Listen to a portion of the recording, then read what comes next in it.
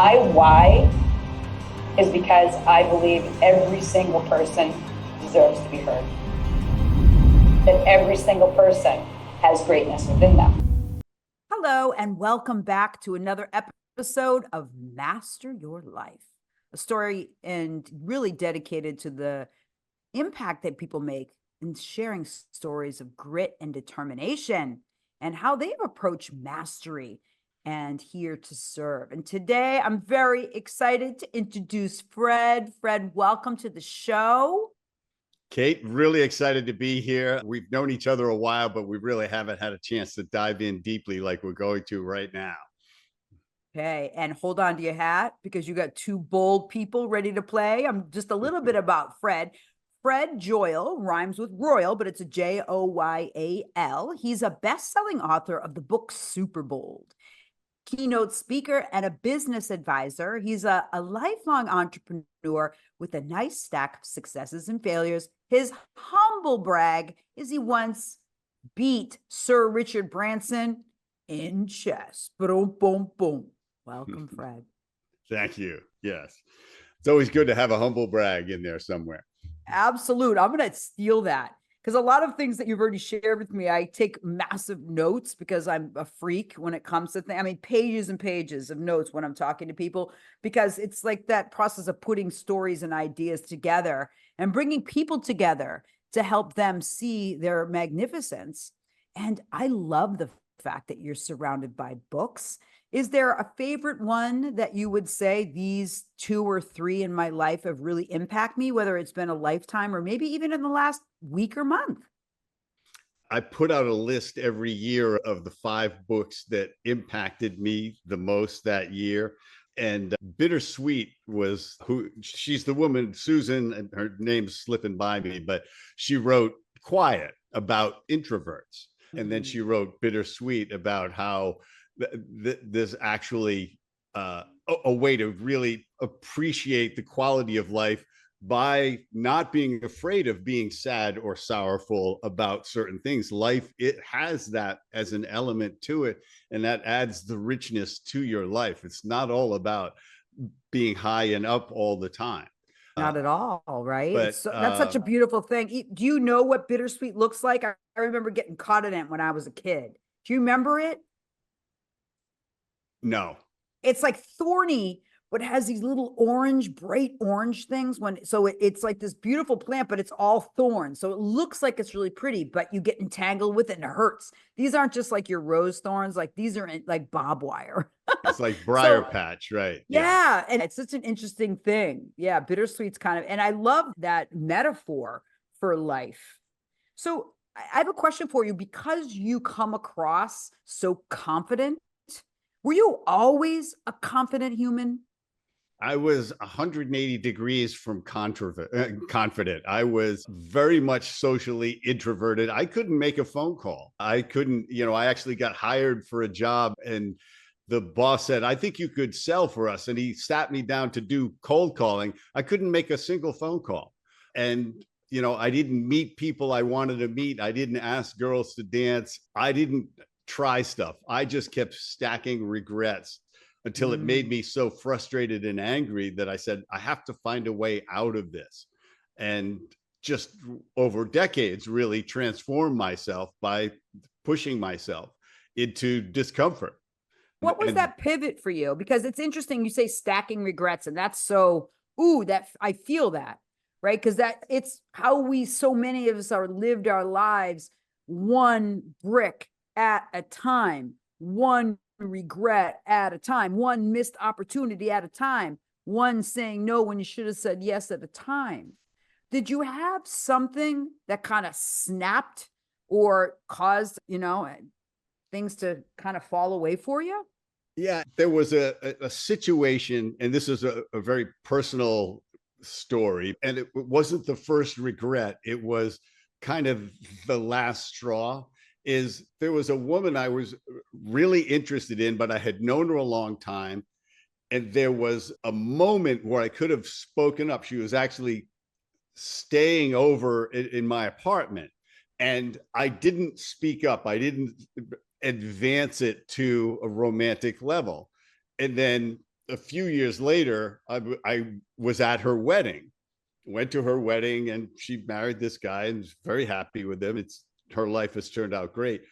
But I was talking to one of her best friends, and at one point before she got married, actually, I believe it was at the bachelorette party, she expressed this doubt about getting married and told her friend, because I think I'm actually in love with Fred. And this hit me. This was like a punch in the face, because Wow, yes. it was like neither of us spoke up, but it was because I didn't. Now, I've been in love and had tremendous relationships, but it's because I wasn't going to not speak up anymore. I was going to take that risk of being rejected, being embarrassed, being humiliated even, or just it not working out, being laughed at even. And I just went, yeah, I gotta do it. I gotta take it, because I can't live with not speaking up and letting that regret gnaw at me. I try to help people who are, I say, like, what are the things you regret? Here's why you didn't regret. You didn't step up. You didn't speak up. You hesitated. That's what's holding. That hesitation is where they miss the opportunity. In the 33 Strategies of War, there's a story of Patton. I don't know if you've read that book, but I highly recommend it, both to Fred and the audiences and viewers. And I tell this story a lot, and I think a lot of my friends are like, enough, Katie, about the story about Patton. But Patton was at the front line in a fight, the enemy line, and he was supposed to go forward with courage and fight, and his inclination was to take that step back. And then he saw out in the mist, Fred, his ancestry of warriors. He came from a very, very, very celebrated military family. And his military family and his ancestors through the mist said, charge, go forward. And I think that is such an interesting story. And he kept going to the front line and fight and war. And people are like, why is he up here? It's because he had to always meet that line of fear, where fear and courage meet. What's your take on that story, Fred? It's the great myth that people say, well, I would do it if I were more confident. It's like, no, actually, it's the bold action that builds your confidence, not the other way around. Bold people take action all the time that they are not comfortable with how it's going to go or confident of the outcome. They're conquering their fear of how it could go wrong by believing that there's a chance that it could go right. The whole concept of taking a risk means that it's not guaranteed. And everybody's looking, I'm looking for the safest possible way to go forward. And sometimes the safest path is the most dangerous, because life fear goes is by. Destructive in that way. Fear is the most destructive emotion, oftentimes, of preventing us to live in greatness. And then, but the other part of it, which I love so much, is that how he demonstrates really the power of honor and dignity, right? So there's that part of it. The part of it is that, yes, we need to be bold and we need to step forward and meet the fear. And meet the fear doesn't mean suppress it. It means acknowledge it, meet the fear. And yet I love the image of his ancestry in front of him. So how does he honor his sense of dignity and sense of self and his heritage? By reaching into the future of who he's here to serve. Because I think for me, this is what I say to my clients: who is in your midst? Who is waiting for you in your midst? And who is that for you, Fred? The question is, who are you depriving of the full experience of you?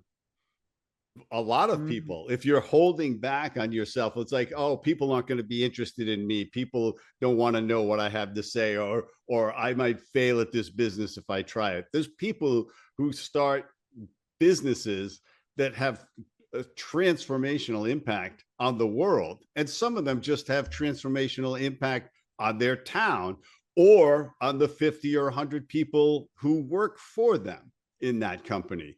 That's stepping up and saying, I have almost a duty to bring my full self to the world and take the chances and make the bold moves that could make a big difference in the world.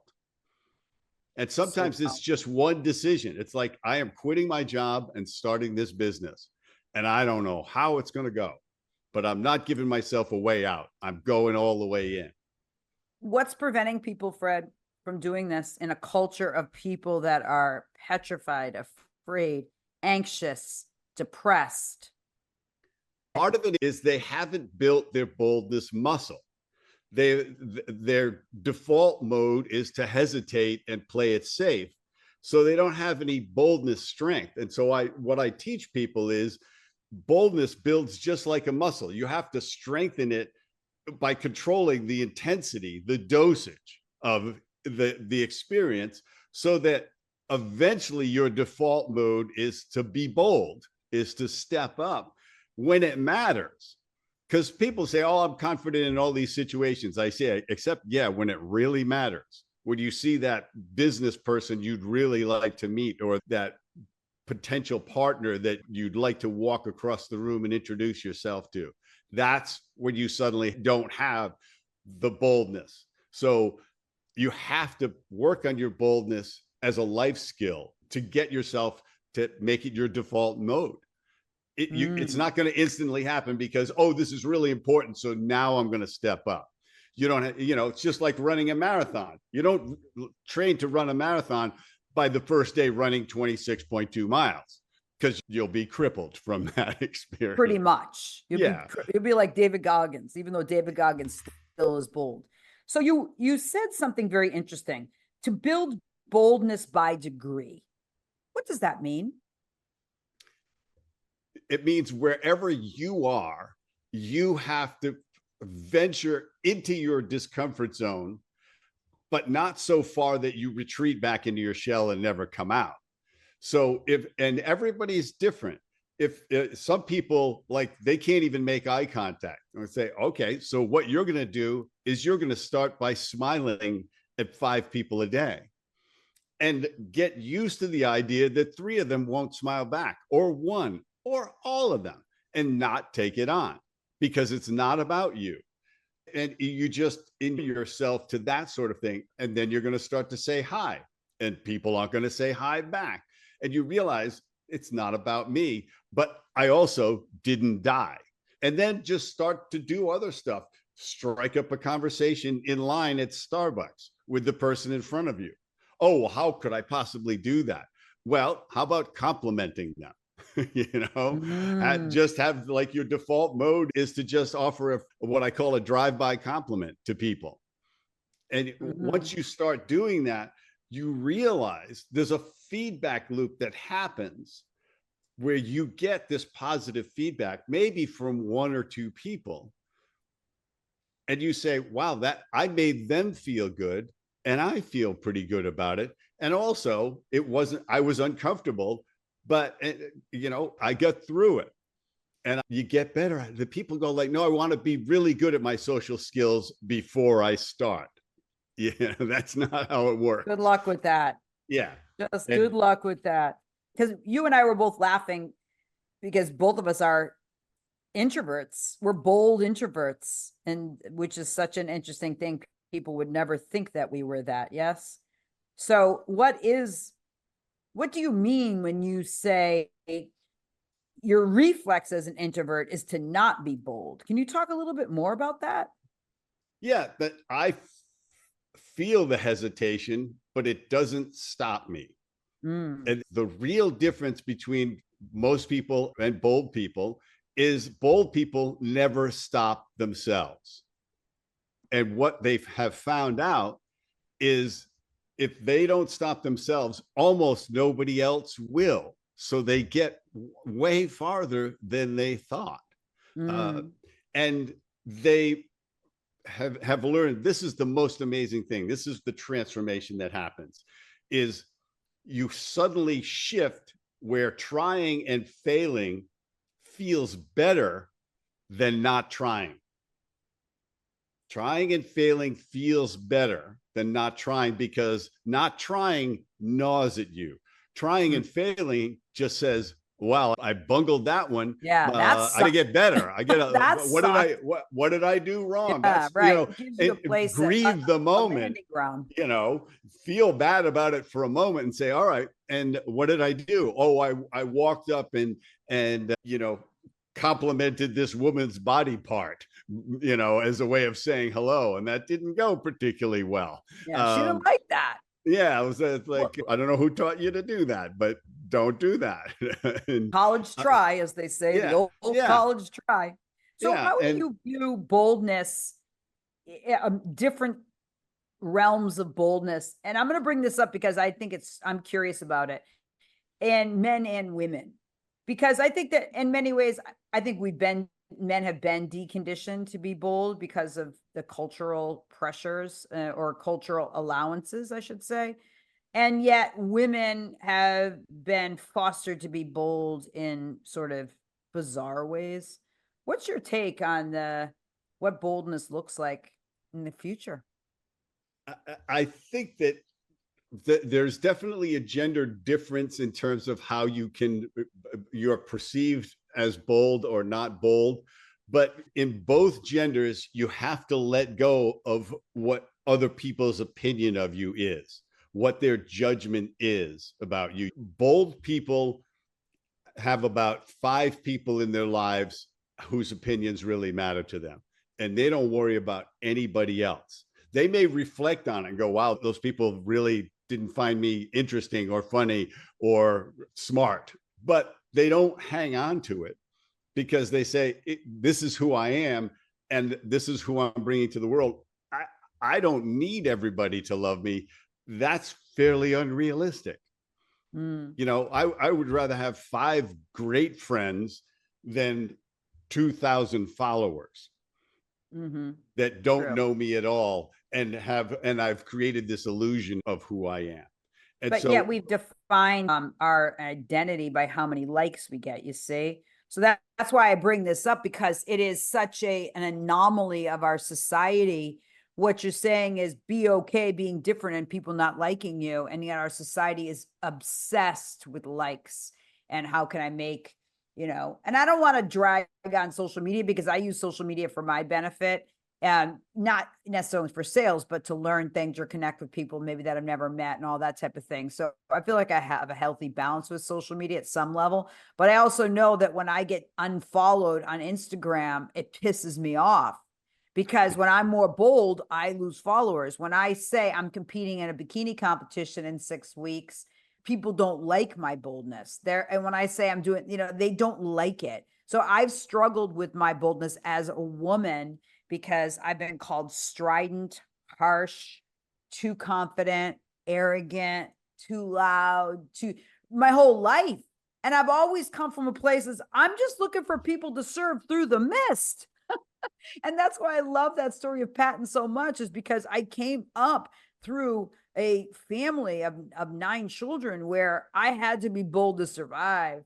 And yet at the same time, I'm here to serve through my boldness. And yet it's like, I've gotten hit hard, Fred. What do you say to people like me? You're going to suffer the slings and arrows of wretched fortune over the course of your life. That's living a bold life. That's not playing it safe. Do you really want it to say on your tombstone, I played it safe the whole way? I didn't get anywhere, and I didn't meet anybody I really wanted to meet or take any of the risks or do the adventures I wanted to, but it was really safe. I have a question though about that, because we have our epitaphs, like what we want to have in our stone. So when you say that about you have 5 people, I don't even have 5 people that love the bold, because now my parents are gone, so I'd lost a couple. But they're at the end of our life, we're thinking, what do we want people to say to us? And it is a measure of like the impact we had, but does it matter how many people come to our funeral or our memorial service to measure our impact? This is some kind of like an esoteric concept, but it's an interesting thing to think about, isn't it? Yeah. A couple of books have been written on what people on their deathbed express as regrets. Routinely, the number one regret is they wished they lived a life not meeting other people's expectations. Mm. They didn't have regrets of things they did. They had regrets of things they didn't do. They didn't try. They didn't say. And it's not about boldness to, I'm going to start my own one woman show on Broadway. It's about telling somebody you love them, taking that risk of quitting your job and saying, this career is not working for me, but I don't know where I'm going to go, but I have to stop this. The boldness to apologize, the boldness to be kind. Those are bold things. When some people go like, oh, I would help that person, but, maybe somebody else will. The bold person says, I'm going to help them. I'm going to offer a kind word, or I'm going to reach out and do stuff that is kind. To hesitate being kind, what a terrible thing. And that's the reflex for people. Yeah, absolutely. So real boldness takes boldness to apologize, especially if you don't think you're wrong, but you want to heal the relationship. So you're bold enough to say, I might be wrong. This is the real power of boldness, is to accept that there will be judgment about you, that people will take you the wrong way. You and I are both public speakers. I know that 5 to 10% of the audience thinks I'm an idiot or I'm full of it. And 10% of them think I'm the most brilliant person they ever met. I'm comfortable that both of those things are happening, because all I really want is 3 or 4 people to say, this is exactly what I needed to hear today. So thank you for putting it out there. And it's worth it to take those slings and arrows. Yeah. So what was the pivot for you on the confidence? Was it that story about the woman that you were her first love? Or what was that journey for you? That began the journey of just getting uncomfortable, taking risks, and then, putting myself in situations, speaking up, bumbling it, and to the point where I started to get positive results from doing it, more than I expected, and unexpected interesting things happening. And that's really what really feeds your boldness, is you say, I don't know how this is going to go, but I trust something interesting is going to happen. Sometimes it's a phenomenal thing that happens. And sometimes all you do is speak up once and it changes the entire trajectory of your life. And Is that what happened to you? Yeah. And at one point, somebody said, I have this idea for a business that I think you could do with your advertising experience. Do you want to do it? Now, the safe answer is no. I've got a good job in the ad world, paying really well. I love doing advertising, but I sensed that the arc of it wasn't good for me in the ad world. And I also sensed that I wasn't a great employee and wanted to be my own boss. However, that turned out. And so instead of saying, no, not yet, let me think about it, I said, yeah, I'll do that. And I quit my job. And a friend of mine and I started a business. And we didn't know for 3 years if it was going to be profitable. We were just totally committed to it because we had borrowed money from our family to do it. And we had gotten ourselves, when you start a business, you sign personally on everything, the loans, the leases, everything. So when the business goes under, you go personally bankrupt. And so we were all in on that, and we had to make it work. And that was what taught me about persistence. It's like, you just get up the next morning. It went badly yesterday. I got to get up and get at it a little harder today, not give up. Most people who start a business give up within the first year, and they never start another one because they were always saying, well, I got a fallback position. If this doesn't work, I can always go back and work at the post office or whatever the heck it is that they're going to do. But the people that said, no, I'm going to do what it takes. I always think about Tony Hsieh, who ran Zappos, created the success that Zappos was. He had already made like $100 million in his 20s at another business. Mm-hmm. He pushed all his chips back to the middle of the table for Zappos. He could have easily said, you know what, I got $100 million. It earns $10 million a year if I don't do anything. Right. So maybe I'll do nothing. But instead he said, I got to chase something bigger. I gotta take a bigger risk and see how much bigger a difference I can make. And it's those with decisions. a tragic end, unfortunate for him. Very sad. Very sad. Very yeah. sad.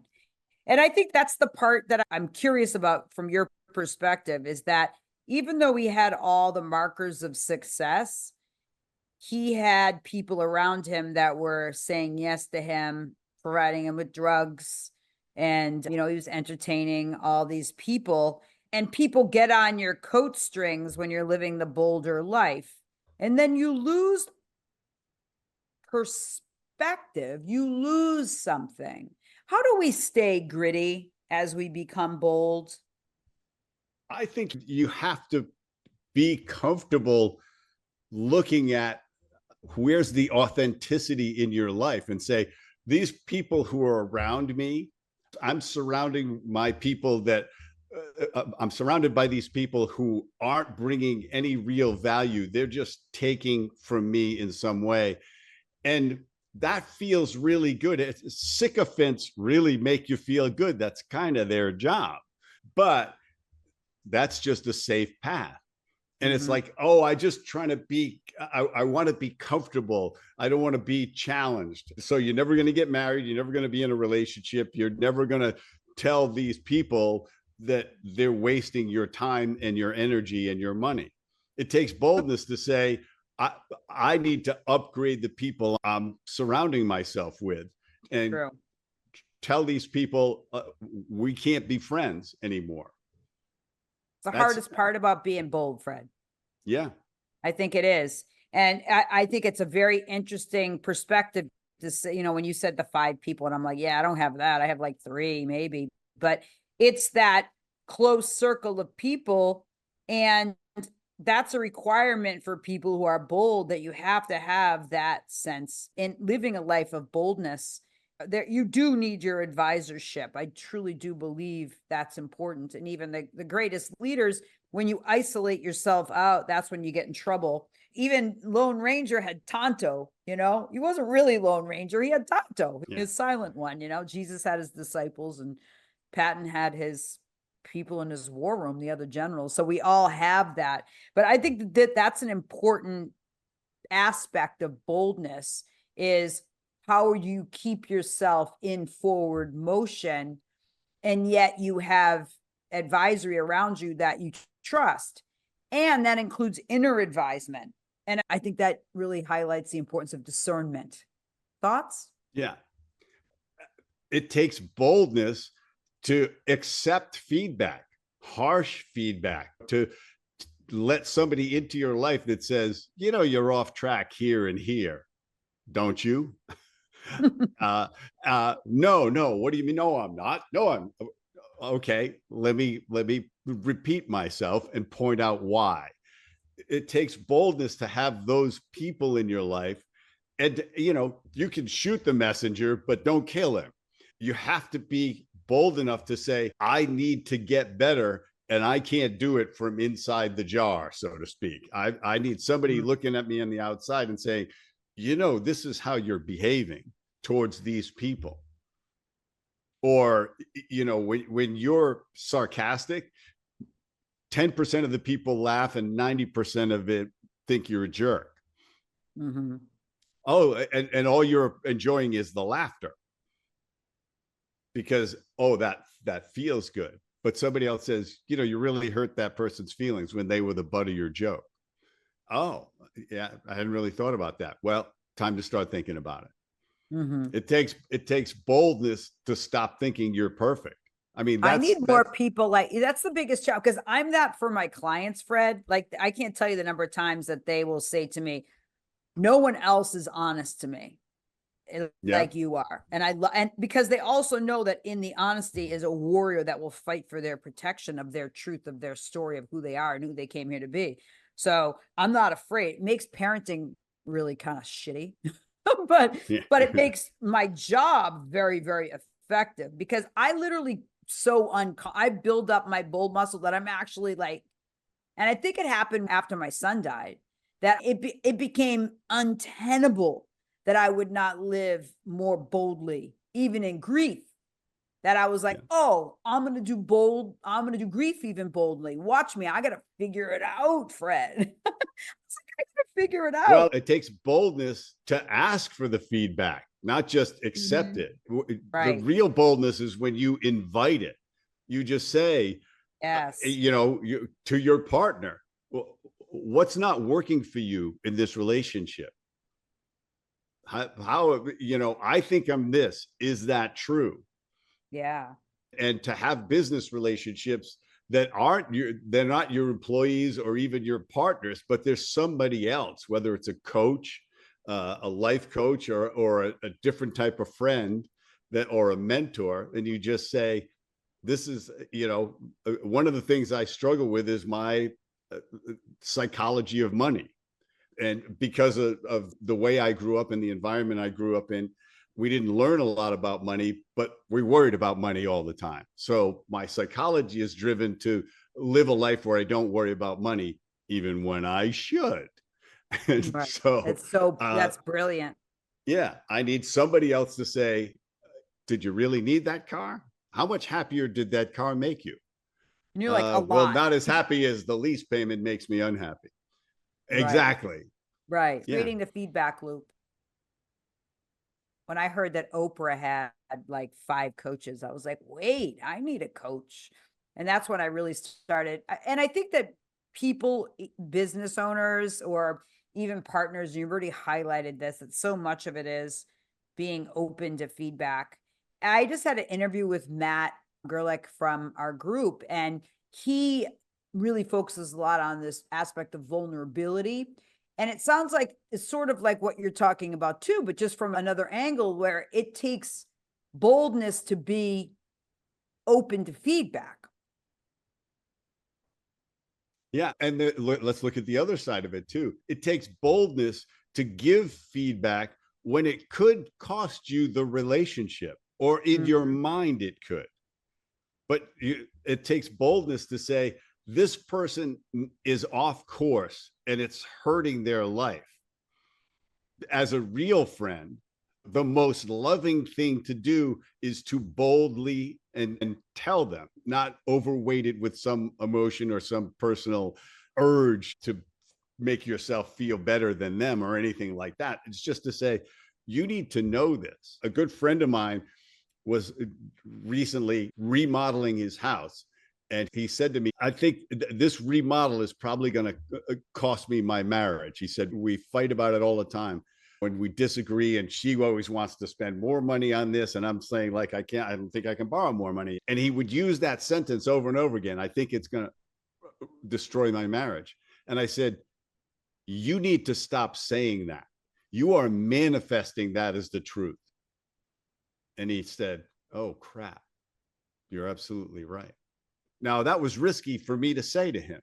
Mm-hmm. I could have just said, yeah, your wife, she needs to dial it back, But instead, I said, reflect on how you're tainting the experience and taking the joy out of it as well, because you're painting the worst case scenario out of this thing. We remodeled our whole house, got divorced, and sold it. Mm-hmm. That's not a success story. Yeah, you're writing the blueprint for it with what you So what say would you to advise yourself. someone like that, as far as obviously hearing the language, but then how would you advise a man to, because I coach mostly men, high performance men, how would you coach someone in that scenario to be more bold in communicating, which sounds like it was his fear? Well, and see, this is where you got to be bold enough to be vulnerable and say, honey, I've become really uncomfortable with the level of debt we're taking on for this, and our inability to come to what are not compromises, but are reasonable decisions. I don't feel like we have a way to make a reasonable choice here, because you're trying to build a nest and I'm trying to stay afloat. So I'm asking you, what can we do? Build a nest and save our nest. Yeah. Yeah. Right. Our nest I don't egg. want to build the nest and have to sell it. I want to enjoy it. I want to enjoy it while we're doing it, and I want to do it after. And I can't find the joy in it, and I need your help. So good. So good. So what would you advise someone, some take action steps that people can take to be more bold? And obviously your book, Superbold, is available on Amazon. We'll be sharing that in the links. I love this topic. Just make it a daily practice to do something bold when the stakes are really low, when it doesn't matter at all to do it. But so that it becomes your reflex, just like you're going to the gym to get in shape, you got to strain yourself. You got to be uncomfortable. Nobody goes to the gym to get comfortable. Right. So it's the same thing. You want to get better. The only way to get better is to be uncomfortable till you get more comfortable. Start doing things to build your boldness muscle that just make you uncomfortable until you find that your comfort zone has gotten bigger, and all of a sudden you're comfortable taking more risks, but you know that there's anxiety, that there's fear, there may even be terror about it, but you have to step up because life is too short. It's too short to let. Yeah, it's like either life is moving along. So if you're standing still, you're going backwards. Yeah, because the clock's running whether you move or not. The hour goes by. And so we're all in the game of life, but we don't know how long the coach is going to let us play. So if we bench ourselves in life, why did we do that? Ask yourself, why did I bench myself in the game of life? Why don't I get in there and win and lose and get beaten up and take shots on goal. Take the hits. Yeah. So I want to, before we finish, I want to talk about something I think is very important, because we initially talked about this off camera, which was that being an introvert and being bold can go hand in hand. And what is your pitch, or what do you say? I know it kind of actually makes you angry when people limit and label themselves a little bit. You got a little fired up, and we talked about that. Yeah, it's the trap of self-definition. People don't like me when they first meet me. I'm not interesting. I'm not fun. I don't know how to sing. I don't know how to dance. When I say, people say, I don't know how to, I'm not a good singer. I can't sing. I said, have you been to karaoke? Half those people can't sing, and they're having a fantastic time. You're depriving yourself of fun by your self-definition, a metaphor for how you're living your whole life, because you defined yourself. Oh, I'm shy.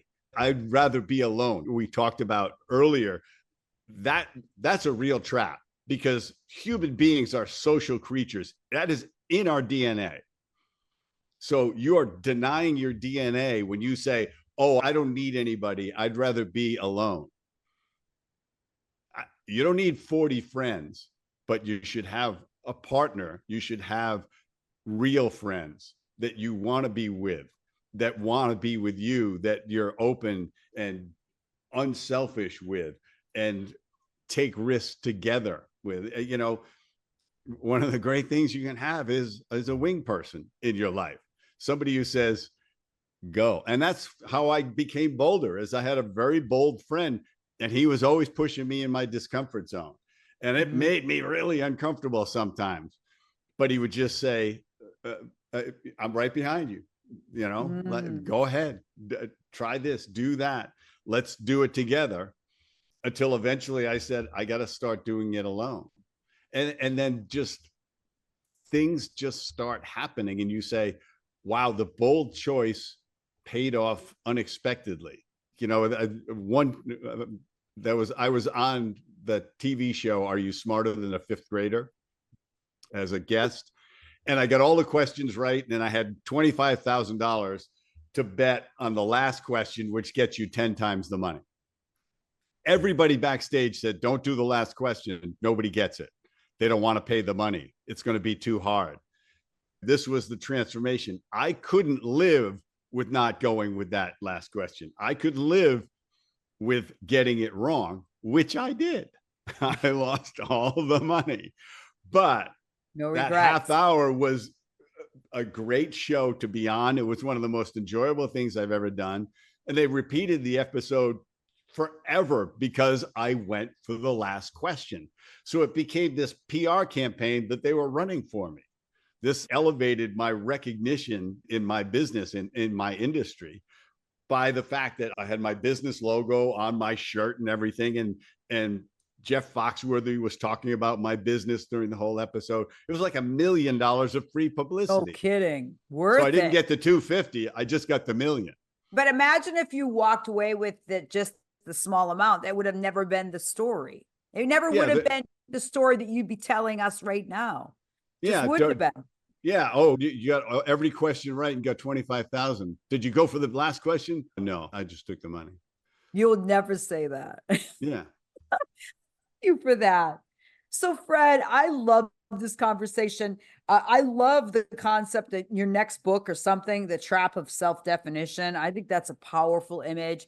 And what I would say to the viewers and listeners, where are you trapped in how you define yourself, or maybe how others define you? And what will you take to live more boldly, to blow that up, to lead more fully in your boldness? Any last words, Fred? Yeah, I just want to tell people, don't be the one stopping you, because life is short. It's too short to think you're going to get to your dreams tomorrow or next month or next year or when you've got more money or more time. Do it now. Whatever it is, if you want it, start chasing it every day.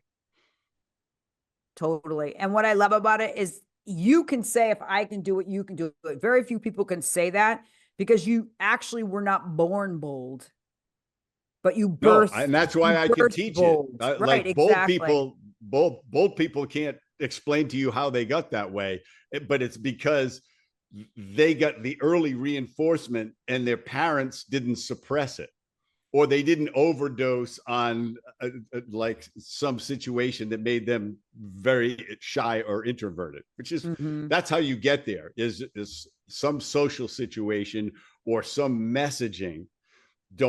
Parents, don't be a show off. Don't draw attention to yourself. Parents don't want you to get hurt emotionally. Guess what? You're going to get hurt emotionally in life.